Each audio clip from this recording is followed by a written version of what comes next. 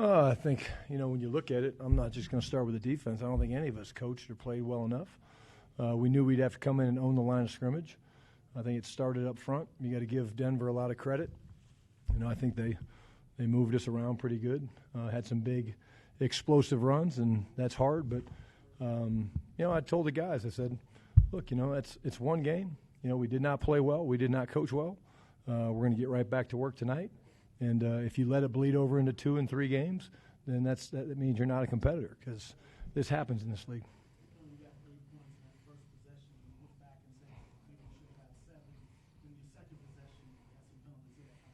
Yeah, definitely. A chance for sudden change. We get the turnover right away. We're down there on the half-yard line. I didn't see the penalty. But, the discipline, has to be better. I felt like there was 4 or 5 pre-snap penalties in the first half that definitely hurt us. You come into a tough place to play like this, you have to do a great job of having the discipline, and you got to score touchdowns in the red zone because there's big momentum gains that happens when you do that. So, unfortunately, we did not do that. I thought the guys fought. I thought they battled. But at the end of the day, we did not coach or play well enough today to beat a good football team. Clarence Hill, the LLS Cowboys. You talked about Dak's play. Thought a key turning point was certainly at the end of the half when he took a chance down the middle. Then we had a field goal in your back pocket. Was he pressing, or because you had to score touchdowns, not self-fulfilled? I don't think so. I think, we all felt it, Clarence, it was one of those deals where, it was hard to get into a rhythm a little bit, They played us 2-man, and he had a chance to go down the middle on Fergie, and it was, I think, the rookie, Barron, kind of looked back and got it. But I don't think so. I think, at the end of the day, Dak's done a great job of trying to just say each play is its own, and, I don't think that. I think that, just – but we have to win the takeover battle. We didn't do that. We've been doing that really, really well. And so, you have the one right before the half, then you have the other one right, down there late when we're fighting our butts off, try to get back in it. And that's not who we are. But, no, I don't think that it had him pressing or anything like that. You get a game like this and know you have to match touchdown for touchdown score because the way your defense is certainly can't hurry it. You have to score with it. Yeah, we feel like we can play, with anybody, no matter how the game goes. We really do. And again, unfortunately, today we did not capitalize. I really do think the first drive that we had, I think, we need to come away with 7 there. That was disappointing that we didn't. But again, this is a good football team. Talking about us, that did not play very well today. We did not coach very well today. I wasn't very good today. I don't think Flus thinks he was very good today. Clayton doesn't think he was very, very good today. So we'll look at it. We're going to look at it on the plane, and we've got the extra day this week to get ready for Arizona, and that's what we're going to do. That's what good teams do. I told the guys that. I said good teams, they look at it, they look in the mirror. Adversity is a good thing, and no one likes to lose, and it's a humbling league when you come in here and you play a good football team and you kind of get beat the way we did, but get back to work.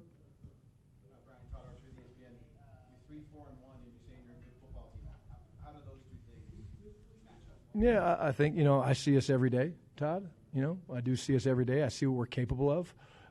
Here's the word that's coming back again, consistency. We're not very consistent, and we have to be more consistent, Last week we did a great job stopping the run. Tonight we didn't, and so therein lies a problem. Last couple games we've been protecting the football, which has given us a chance. Tonight we didn't. So I think we're a talented football team. I know we have things to get better at and improve on, but I do think we're a good football team. And we played a good football team tonight and didn't play well. And so, again, I'm going to give them credit, and they deserve it. You mentioned the consistency part of it. How do you break this, one win, one loss, week-to-week thing? What do you do? What's the answer? There's no magic pill. You work, you emphasize practice. You emphasize the things that you need to work on and improve. There's going to be quite a few of those things. I think penalties. We've been actually too consistent having penalties over the last couple games. We need to tighten that up. That's a discipline thing that we need to do a better job of as a coaching staff. And but again, we're sitting in this position at 3-4-1. We got one more game before the bye, and again, I think that we'll make a lot of progress hopefully this week and bounce back, because if you don't bounce back in this league, then it goes the other way. You want to have streaks of wins, but you also don't want to have streaks of losses. So we'll have a hell of a week of practice, and we'll clean up the things we got to clean up. John Machota with The Athletic. How do you keep the team positive after a game like this where it could be pretty demoralizing, especially for defense? Yeah, be honest. Be honest. I mean, what I said to him, John, I said, look, I said, if anybody feels like you coached or played well today, okay, raise your hand. And there was not a single hand that went up. I said, okay, I agree with that. I said, we have to learn from it. We have to fix it, Got beat up a little bit today, and there was a bunch of moving parts, and we were throwing guys in there on defense a little bit late, and they were attacking a few guys. But, again, the biggest thing you do is you be honest. I'm never going to lie to these guys. I'm not. I mean, that's not who I am as a man. I'm going to always hold myself accountable. I'm always going to look at myself first. And like I said, adversity in this league is not a bad thing. The adversity is bad if it lets you affect you, and if you let it begin to point fingers and, well, what about this and that? Our guys won't do that. This is a tight-knit again, I'm going to go back to the culture. The culture of this team is great. Those guys played hard. Proud of Joe Milton. Joe Milton went in there, mop-up duty, played well. Jalen Tolbert, guy that's fighting his ass off for more playing time, makes a great catch. That's who we are as a football team from a culture standpoint, but we have to play better. We have to execute better. We have to coach better. Got to call better plays. And that's what we'll get started on here in about an hour on the plane. And then in terms of the pre-snap penalties, just on your guys' first offensive possession, you guys get down there within the 5-yard line. Is that just crowd noise? Is that, you're playing one of the best home teams in the NFL. Why do you think that works? I don't know. We need to look at it. I want to see the play. I want to see the first one. I don't know. I think that it's a loud place. It's a tough environment. They've got a very good home record here. We know that. That's not a surprising deal. But no excuses. We got to look at it and figure it out. But we're better than, 5? I think it was 5. 5 pre-snap penalties the first half, and very costly penalties in a couple of those areas.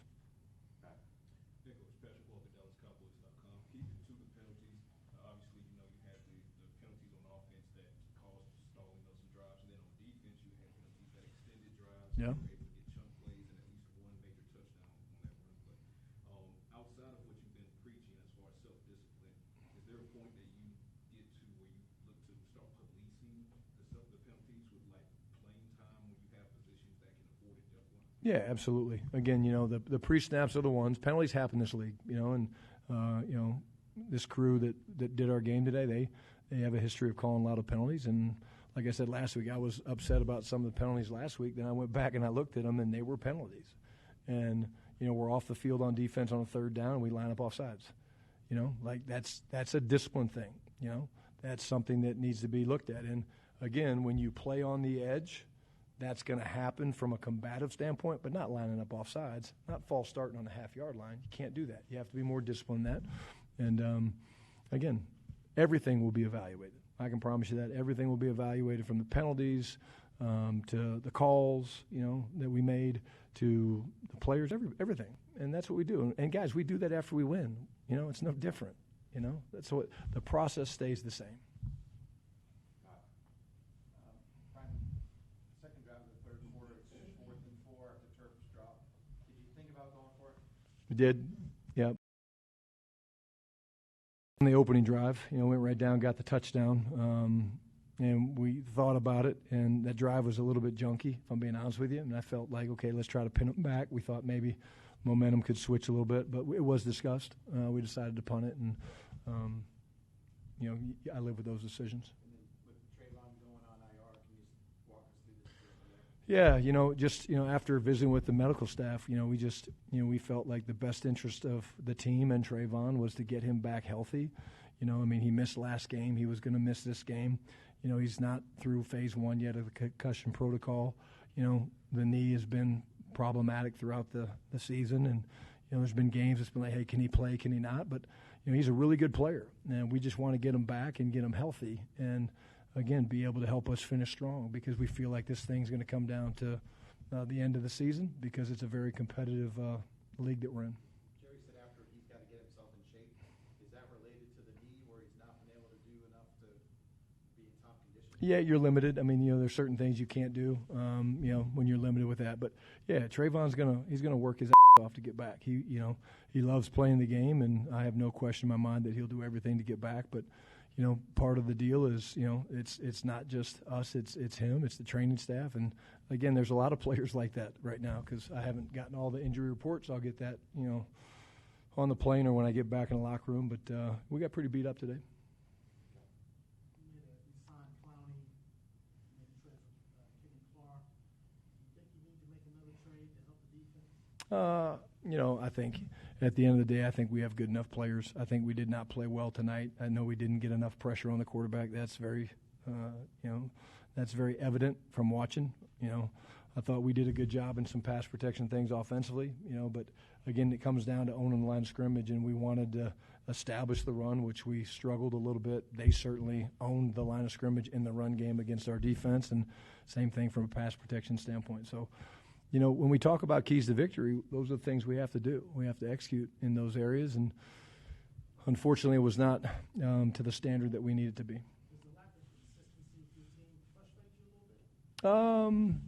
I think it frustrates all of us, because, again, I said it, and, Todd, asked the question, well, why do you think you're a good football team? Well, I think we have talent. We have weapons. We can score against anybody in the league. We've showed people we can play good run defense, and we can do those things. But, yeah, you'd be crazy. I'd be lying to you if I said you don't get frustrated. We're better than that. But we didn't play good today. So you don't get on the plane and not turn on your iPad, and you don't start pointing fingers at everybody else, and you don't say, oh, that's Clayton Adams' fault. No. That starts with me and the coordinators, and the players have to do their part, and we will do that. Just piggyback from that, you say you have good enough players, necessarily need to make a move, but the numbers on defense are egregious, points and yards and everything else. And maybe you haven't gotten better. It doesn't look like that all the time. And so if it's not the players, then what is it? Well, again, I think, there's been a lot of moving parts. I mean, we're playing with a lot of different, pieces, Clarence. So all of a sudden you got guys in there, we're shuffling people around and the green dot changes and all that stuff. But, again, we've taken a couple big steps in different weeks about stopping the run and stopping the pass and not giving up big plays. And, obviously on offense we've got tremendous amount of weapons. Javante's, talented. Dak is who he is. Dak is an incredible player that's going to give us a chance to win, and it's our job to get the most out of those guys and continue to put them in the right spots to play well and win. You said that they targeted some of your guys on defense, and maybe it's just too simple. But Surtain was out, and why didn't y'all target that area? We did. Yeah, we went after 21 a bunch. I think CD and George had 19, targets or something like that. We got a lot of defensive pass interference penalties. But believe me, we went after him. The one guy I say we didn't really get a chance to get after was the nickel 29. That was the one guy. But I do feel like we tried to go after the corners pretty good, and the yardage won't show as much but there were some PI penalties and stuff. Can you just explain on the first time you guys get down there, you got it, I think it was 2nd and 3 or whatever, and Pickens is singled up, and it wasn't Patrick Surtain on him. Why not just throw it up to George Pickens? Yeah. Coverage, no safety over the top. I don't remember the specific play. Did he throw it to CD? Is it the one he threw to CD? Yeah, I mean, it's kind of a good. There's progressions. It sounds easy and simple, and I understand that. But it was a certain route combination. Now that I remember the play, there was a route combination that he thought was a better look on the front side, and I'm never going to doubt Dak on that. I mean, he's going to make those decisions, and when you're blessed to have two guys like that, it's easy to second guess and say, well, throw it to the GP. Well, so what are we going to do, take CD out of the offense now? That's not a good idea either. So, the ball is going to get spread around, and they did a good job. Again, I'm going to keep saying, give them credit. They made the plays they had to make, and we did not, and that's what this league does to you. Last one, Todd. Ferguson didn't have a catch. Did they do a different job defending with boots than other teams have done? Look like that. They play real wide, Todd. They're a real wide, contained defense. They don't, they line up the wider than the widest. That's how they call it in this defense. Van Joseph's a hell of a coach, and they had a great plan. But, yes, they do. They play some of the boots and movements a little bit different than most people. But Fergie's a big part of what we want to do, and sometimes the ball doesn't find those guys. All right, thank you. Thanks, guys.